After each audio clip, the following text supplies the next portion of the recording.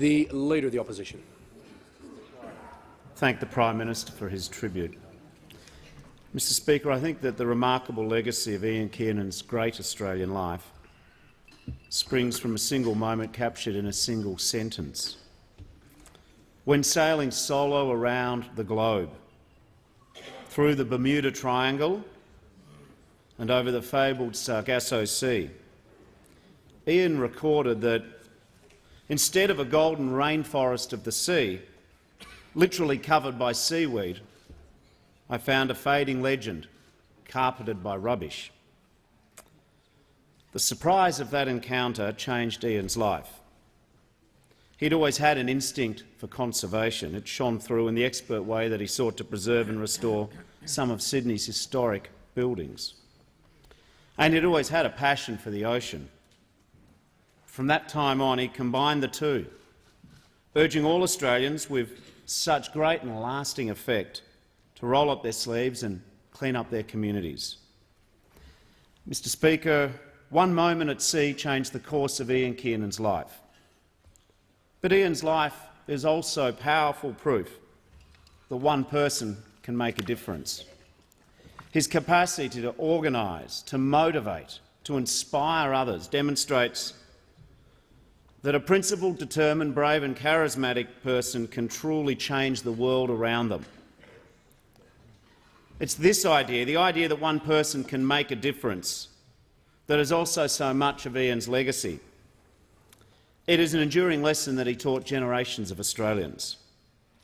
Ian's extraordinary, ever-expanding success with Clean Up Australia said to every one of us, young and old, city and country, that we have the ability to look after our oceans, our waterways, our environment. We all have the ability and we all share the responsibility. This was Ian's message. All of us are connected. All of us are involved. That's why, far from the TV cameras and the iconic, beautiful beaches of Sydney, you'd find him cleaning up urban waterways, because litter dropped in suburban gutters flows into city creeks and flows into our oceans.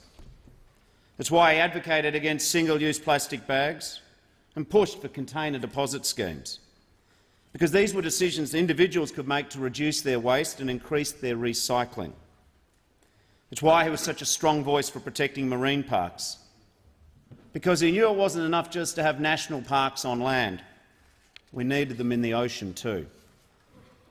Mr Speaker, last summer the New South Wales government named 5 new ferries after eminent Australians. They conducted a poll to name the 6th. Ian Kiernan received the most votes in that poll. Perhaps in the light of the nation's loss, it would be a good and worthy idea for New South Wales, at an appropriate time and in consultation with his family, to honour the memory of a man who loved Sydney Harbour so much by finding a suitable vessel to bear his name. Mr Speaker, at the heart of Ian Kiernan's life and his work was an abiding faith in the essential decency of the Australian people. From the start he believed that Australians would join him in his mission, because we have an instinct to get involved, to help out, to pass on a better deal to the next generation than one that we received, to leave the place better than we find it. As a parliament, as a nation, we can best honour Ian's legacy by repaying that faith, by doing more to protect our oceans and rivers for all of those who come after us. May he rest in peace. Hear, hear.